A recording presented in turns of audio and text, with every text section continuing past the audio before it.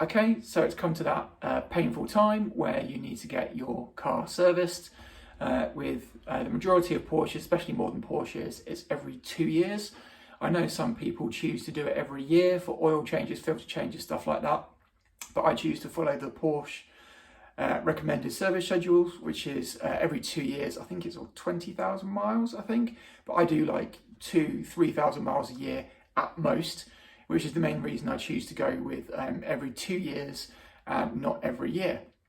So I don't go to an OPC because they just hammer you and it seems completely unnecessary in a car that is 10 years old. So I looked at a number of independents near where I live and there was one called ADH Porsche who changed my air conditioning condensers at a reasonable price in short notice. Explained everything well to me, documented everything well to me. They've got ex-Porsche mechanics like all these independents do, and it all went perfectly fine. So I took my car to them for the 10-year service, which was a minor service, but there were some pretty significant things that needed to be done. So I had to have the drive belt change, which is actually quite cheap. I had to have the PDK oil change and basically a service on the PDK. So they just retune the gearbox after changing the oil. I didn't need spark plugs because they're already done. I needed brake fluid change, and then it needed, as I say, as a part of the minor service, all the typical stuff. So cabin filters, pre-cabin filters, oil filters, all that type of stuff needs to be changed as well. So the price for a minor service at ADH was £350 plus VAT. I was perfectly happy with that. They're only half an hour away from my door. There's another garage that my dad uses called Pi Performance, but they're an additional 30 minutes away from me, so an hour to get to them. So I didn't really want to go to them. I've used ADH before, so I thought I'll just go with them. Let's see how it goes. What could possibly go wrong? Well, so they gave me a call after having the car for not a huge amount of time. And it turns out the previous owner's garage, whether he knew or not, I don't know, when they did a brake fluid change in 2019, so it hasn't had a brake fluid change for 4 years, but again, it's done like 5,000 miles in that, 6,000 miles in that 4 years. It turns out they stripped the thread in the caliper of one of the bleed nipples. So when my company ADH went to take it off, brake fluid just spewed everywhere because they went to twist it and it just fell out. The bleed nipple just fell out completely and brake fluid just came out everywhere. So you can get this, excuse me, you can get this repaired. There are companies that will drill out the cavity where the thread is, and then they'll retap it, or they'll put in a sleeve, and then you can put the bleed nipple in there, and then you're good to use the caliper again. But that takes 10 to 14 days. I needed my car back because I use it to take my daughter to and from school. So I had to get a new caliper ordered for next day fitting. So that was £425, which I wasn't expecting to pay, plus fitting, which is about 50 quid, I think they charged me. So what did they charge me to fit the caliper? I do actually have it here in front of me. I think it was like half an hour's labour. PDK, labour, half an hour's labour. So yeah, 55 quid plus VAT to fit the caliper. So that was unexpected. Not too worried about that. The minor service, as I say, was 350. The brake fluid change is 89. Drive belt, 49, just call it 50. Labour's change the drive belt was again 55 quid plus VAT, so half an hour's labour rate. The caliper, as I say, £425 from Porsche, and then half an hour to fit it. Sundries, just stuff like 18 quid. The absolute shocker is the PDK oil change. So I'm used to oil changes costing about 150 to 200 quid. So you drop the plug, or pull out the plug, oil comes out, new oil in, put the plug in, obviously before you put new oil in, job done, 150 odd quid, maybe 200 quid if you're using lots of oil. £793 plus VAT to change the oil on a PDK 981. So when I was talking to them about this, because I was flabbergasted, it was like a huge amount of money for an oil change. You have to take the whole pan off the bottom of the gearbox, which has inbuilt filters, and replace that. I didn't actually ask the price of that unit. I should have asked the price of that. So that's quite an expensive part in itself. And then you have to put a lot of quite expensive oil in the gearbox. And then you have to recalibrate the gearbox. So you have to do an update to the gearbox software.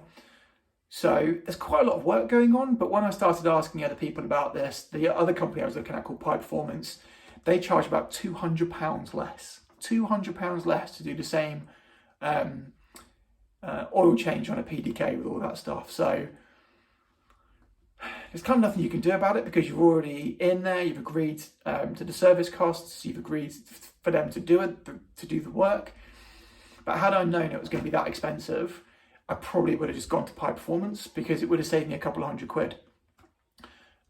So pretty annoyed that I didn't do a bit more research, but I just wrongly assumed a oil change on a gearbox is an oil change on a gearbox, regardless of whether it's manual, Tiptronic, PDK. So what was explained to me is a manual is about 150, Tiptronic's about 350 or something like that, maybe 400, and then the PDK is this £800 effectively because of the parts and the oil. But yeah, I was probably overcharged by £200 compared to equivalent independents.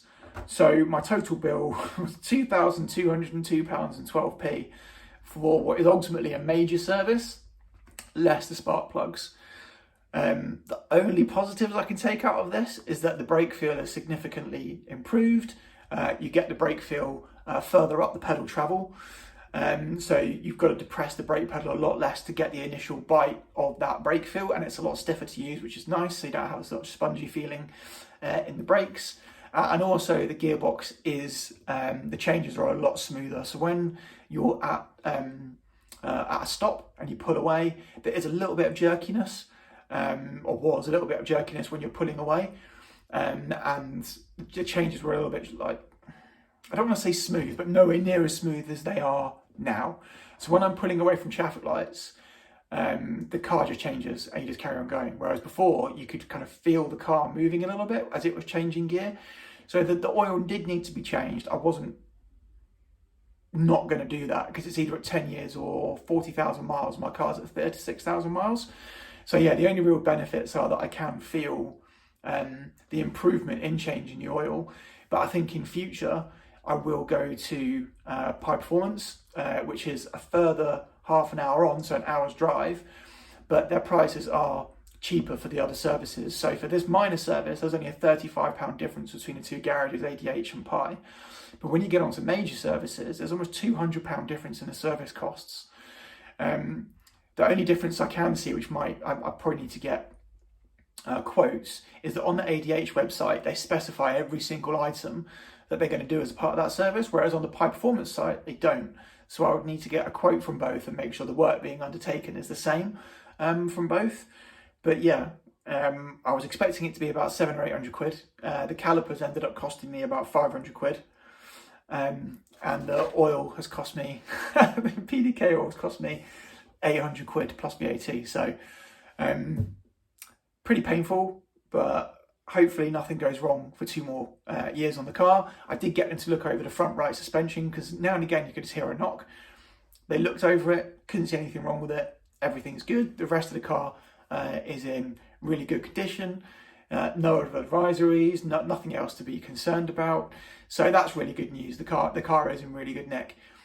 Just a bit aggrieved that the previous company who serviced the car not only kind of screwed me over a little bit with the caliper, because they obviously did that and didn't either tell the owner or told the owner and he just left it. But they also screwed me over with the air conditioning condensers because 9 months after having the car, the aircon was gone. So because of the previous owner's lies, or definitely the garage's lies, one of their lies or combined lies, I've ended up having to spend an extra £2,000 on the car in my 2 years ownership than I should have. You live and you learn. What can you do? If people are going to lie to you when they sell your car, people are going to lie to you when they sell your car. Hopefully when I come to sell my car, making these kind of videos will make the next buyer more trustworthy of what they're going to get when they buy it. But yeah, aside from that rather painful bill, the car's running really well. I've now had it pretty much 2 years, and I'm just continuing to enjoy it. So as always, if you've got any questions, just let me know. Cheers.